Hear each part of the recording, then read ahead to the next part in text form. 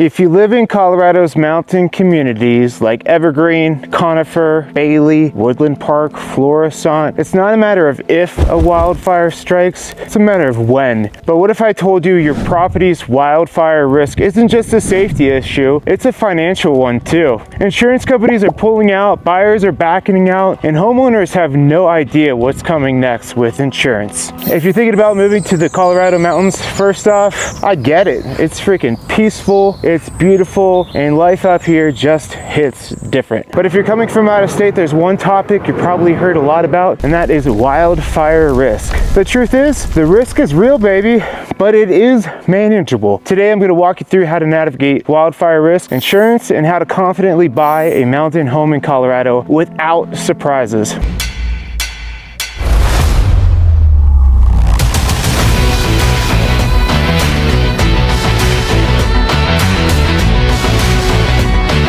Hey guys, I'm Sean Murphy with the Moxie Property Group, and on this channel we make videos about what it's like to live in Colorado all the time. So if you're into that and you want to stay up to date on all the latest videos we put out, make sure you subscribe to the channel and hit that bell so you're notified each time we put up a new video. I'm at like 9,300 feet elevation and air is thin up here. Now let's start off by talking about how we got here. For over 100 years, we've fought wildfires aggressively. And while that made sense at the time, it did bring on consequences. Our forests are overgrown, packed with dry fuel, and more flammable than they were 20 years ago. Combine that with hotter temperatures, less snow, and more wind, it's a perfect storm, especially in mountain towns. Now here's the good news. I've had plenty of out-of-state clients close on mountain homes with full coverage, full confidence, and zero issues. The difference is they asked the right questions, worked with the right people, and had a plan. And that's exactly what we help you do. The best part, once you've mitigated your home, not only do you sleep better at night, your property is more valuable, your insurance is more stable, and your resale value just went up.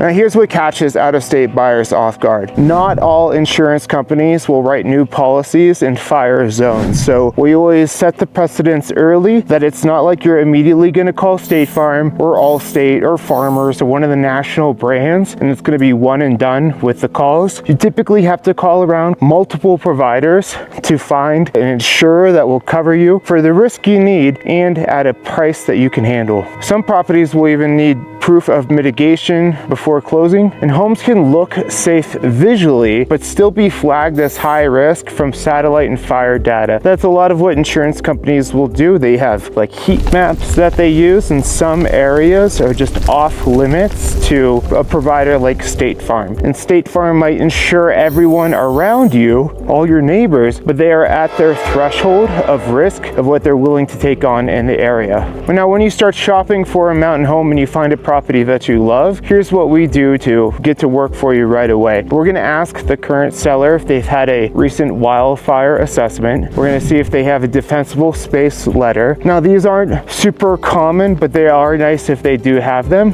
We're going to ask who they are currently using for their provider. That's typically the best first place to look to see if they're going to continue coverage or find out if they've been denied insurance before or quoted excessively. And we're going to find out if there's an active local fire mitigation plan in place for the area. Now, if you're working with the Moxie Property Group, we run those checks before you even write an offer on the property. We find out as much information as we can because nobody wants a last-minute surprise, especially from your insurance underwriter. Other things we do on our team to help out our clients is we are now pushing the property insurance termination deadline back. So now what the property insurance termination deadline is it allows the buyer to terminate if they can't find, in their subjective discretion, a insurance provider that will provide the proper insurance at a rate that they can digest within a certain timeline. So we're moving that deadline back to give our buyers enough time to find, if not one, a couple different providers that they can work with.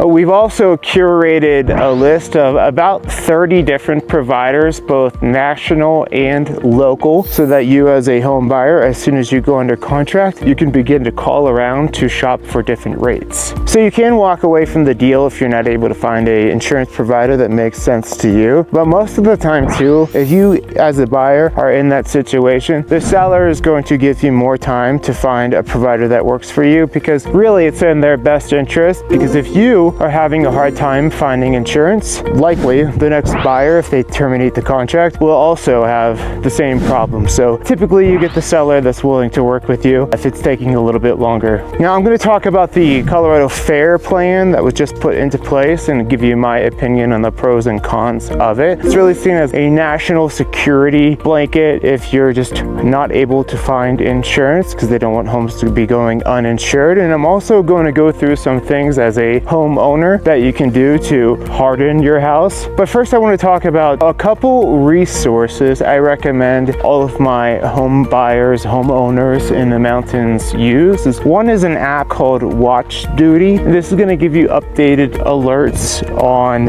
wildfires across the state, across the nation. So it's a great map view. You can see how much is contained, how much it's spreading, how much area it's covering.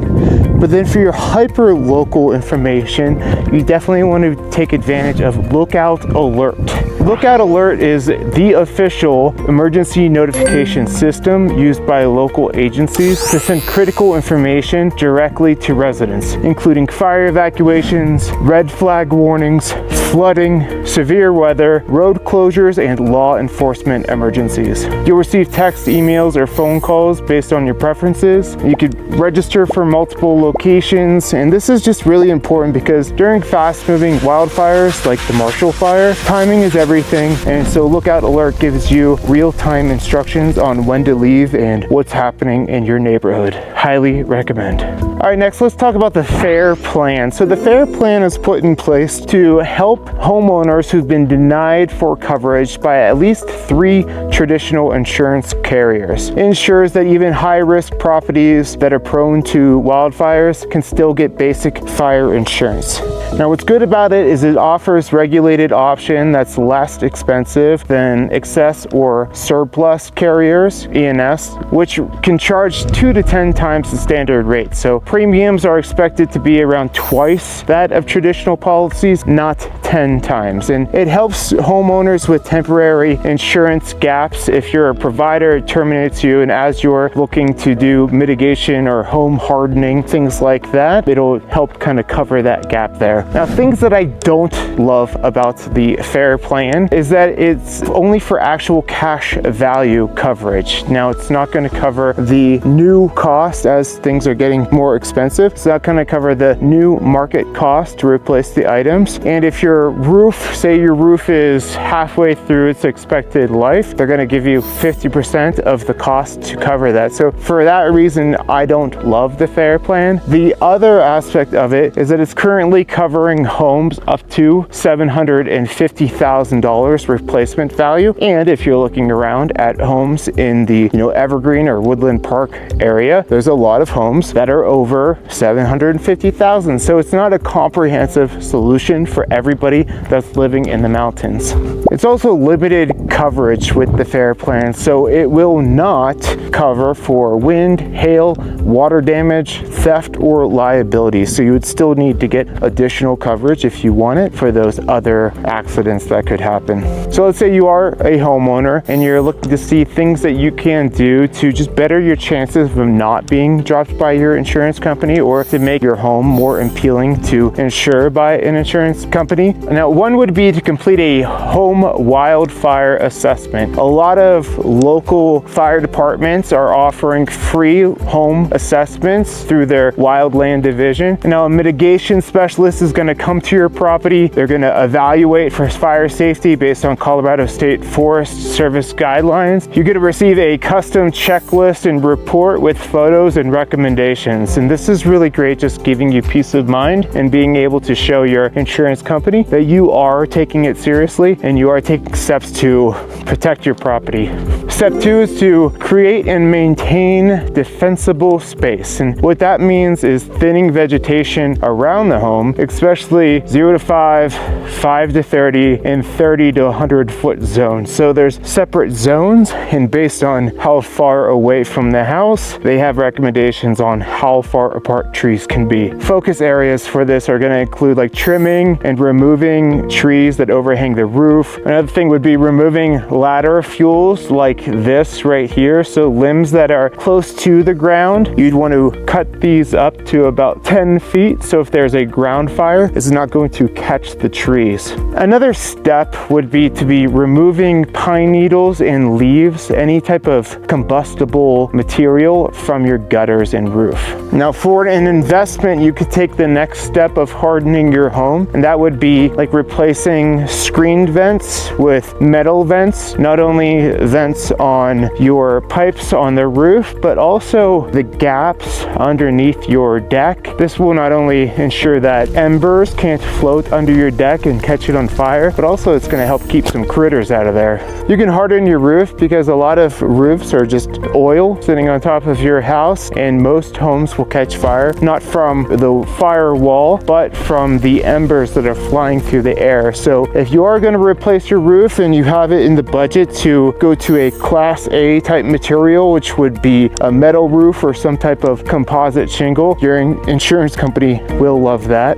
Wildfire prevention is no longer an environmental issue, it's a real estate issue. Insurance companies are tightening up fast, and we can't control the weather, but we can control how prepared our homes and neighborhoods are. If you're living in a mountain town, thinking about selling or thinking about moving to the mountains, who you work with definitely matters. So one, if you haven't yet, give me a thumbs up on this video if you guys appreciate this type of content. But also, if you're looking to make that move or move out of the area, definitely give me a call, shoot me a text, send me an email, and we'll try to make the process as smooth and stress-free as possible. I see you guys next time.